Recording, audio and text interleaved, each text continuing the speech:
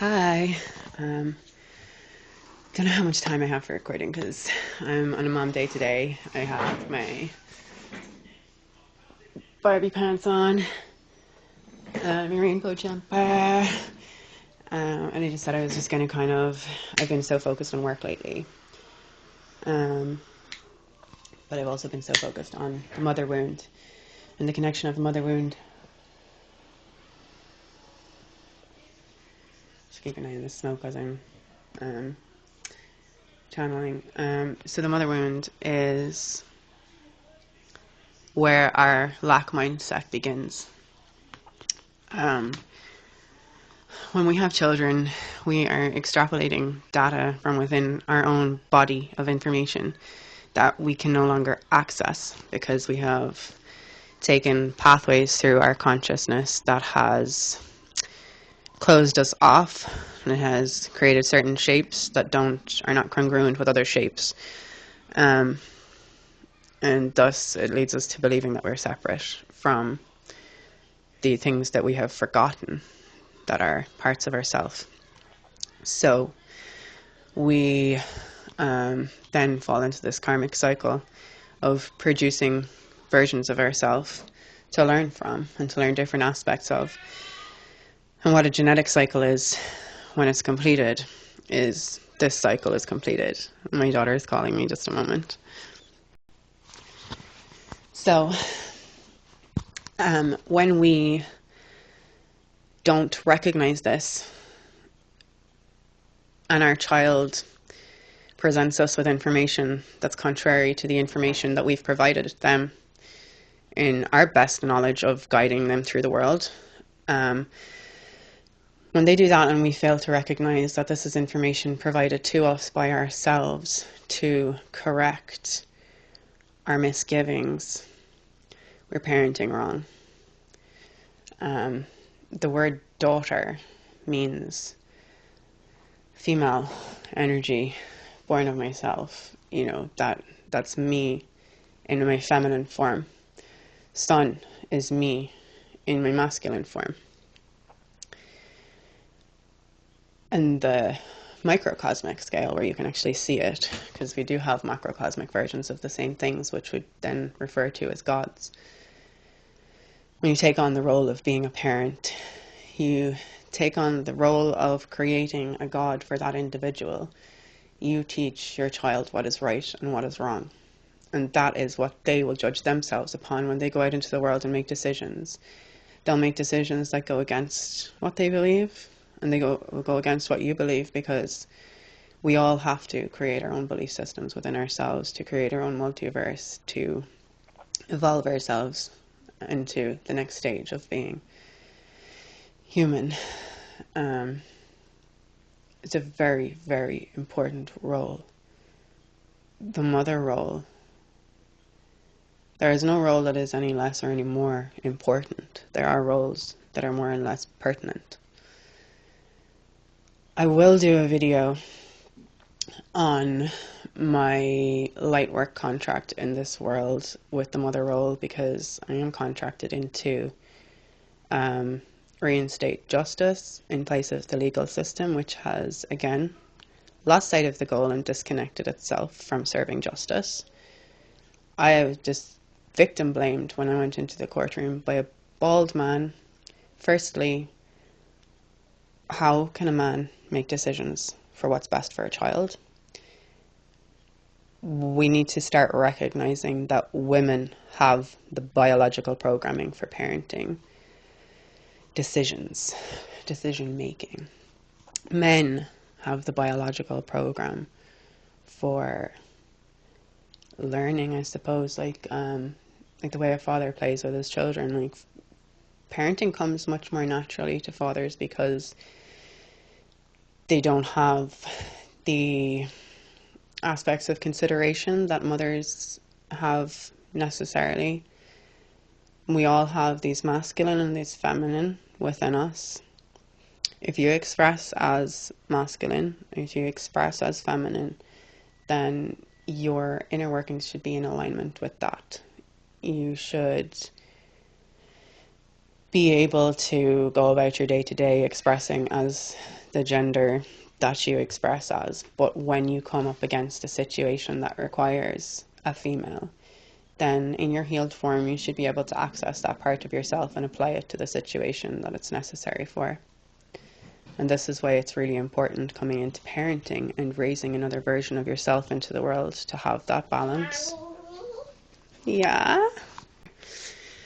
So, what I come from is being raised in a lack mindset where my own mother has lost sight of her goals in wanting to be a provider. You can. I'll open it for you. And wanting to be our provider, and she is now bitter about that. And it's because she does not have that. Here you go, honey. Sorry. Does not have that masculine feminine balance within herself that would allow her to provide without infringing upon her feminine self and her femininity. She's bitter about me not choosing the same path that she's chosen. I had a couple of jobs throughout my lifetime, and I just absolutely fucking point blank refuse to allow my energy to be harvested for money that is not of the value that I gave my energy away, of the value to the energy that I gave away, not to the value equal to whatever. You know what I'm trying to say. I just won't do it. Just won't do it. So I also didn't really I didn't really appear to be taking life seriously, I suppose, to my mother, because she's not, she has made the ultimate sacrifice, and she will remain unconscious for her lifetime, and she will die and delete her irrational programming, and it will go back into the earth, back to source where it came from. I'm just speaking about people in general. Daniel, I'm working now, okay? So I'm going to record this, alright? What can I say? You can say whatever you like. Say something quick. Something small. I love you. That's perfect. That's her baseline, where she's at.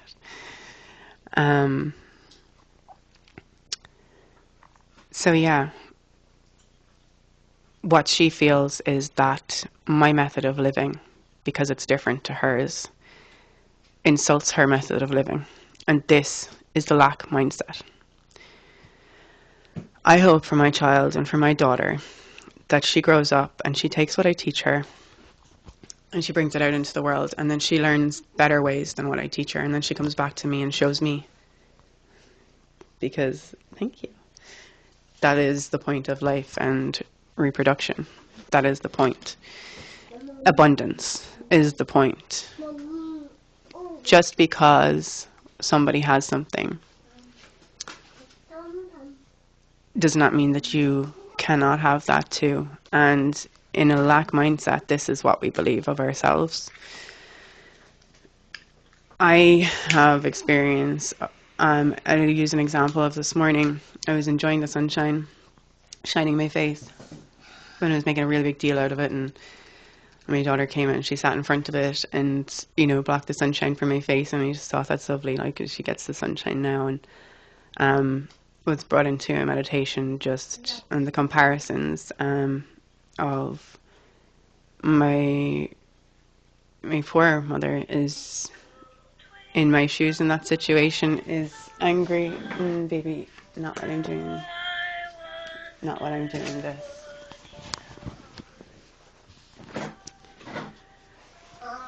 No, you can't have background noise when I'm doing this, lovey, okay? You can do them in our bed. So yeah, in my shoes in that situation, she's just trying to remember where it was. So yeah, my mother is now in the habit of where she just resents me for being happy. Any thing. And when I call her my mother, she is me before I existed. Anything that she was criticized for when she was a child is something that she has in turn come to criticize her own children for. Just, and it's built to where I've really, really taken that on board and gone, oh my God, I am this way and I am that way because I am you. Of course, I am those things. I remember having like a real struggle when I was growing up with her, not liking herself and not trusting herself and not like doing the inner work. Just didn't know that term when I was that young, but just I knew always that that's where her problem stemmed from. And I really took it to heart, every criticism that I got from my mother. Obviously, we all do. And she still believes these things to be true of me and not her. Like, she will criticize me for something I do or don't do around the house. That is something that she does herself. And she doesn't believe me to be capable of having an objective viewpoint because she's incapable of that herself. And we do this always. We mostly, unless you have really done the inner work and the inner balance between your masculine and feminine, then you have been judging people based off of your own perspective and based off of when you have made a wrong assumption about a person, you need to take accountability for that was your mind that works that way. It was not that person. And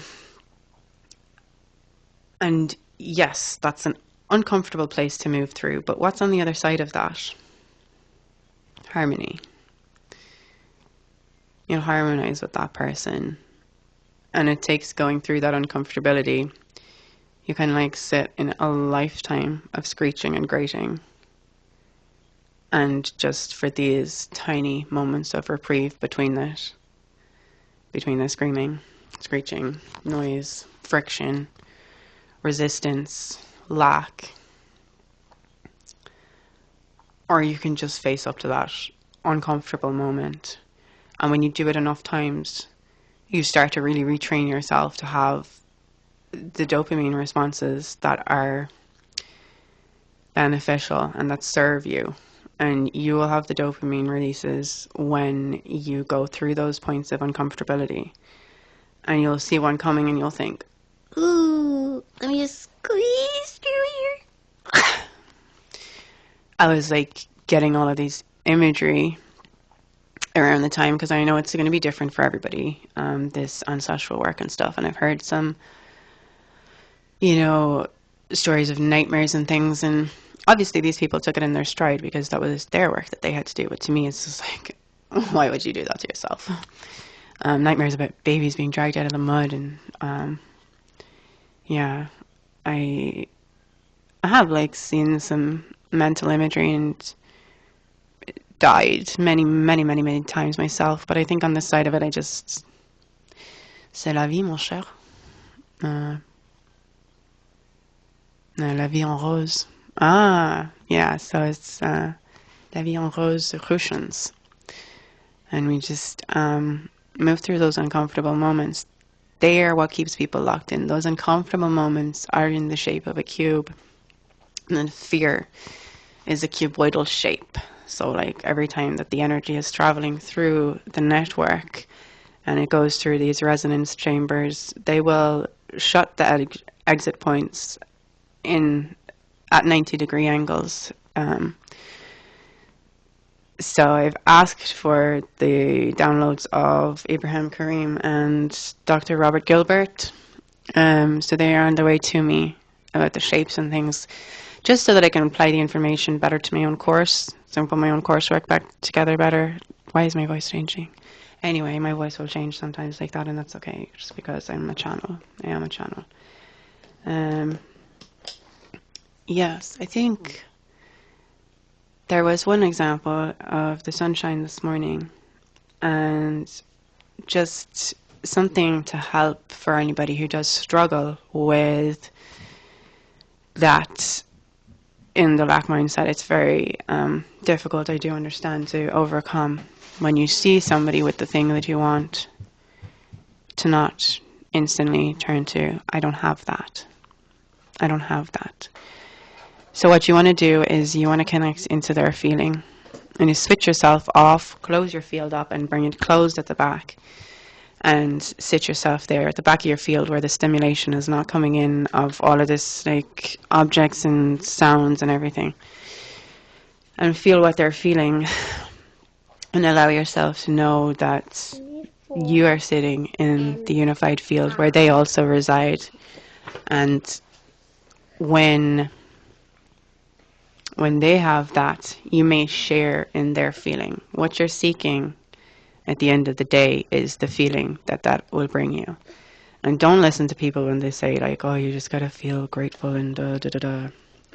If you don't want to, listen if you want to. But I mean, it's whatever resonates with you.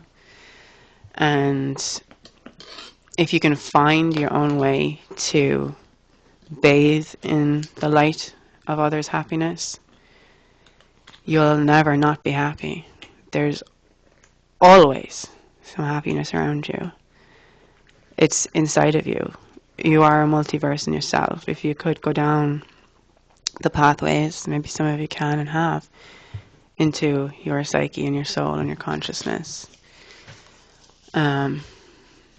you would see all the little miniature versions of yourself, all the divisions of yourself. You kind of really only ever really experience the intersection points. But I'm very interested now to expand my awareness into the corners of my mind, that now that I know I can go outside of the corners. Yeah, expanding, like interdimensionally expanding, I suppose, is what I'm trying to get at. Find the places that your mind has not been before.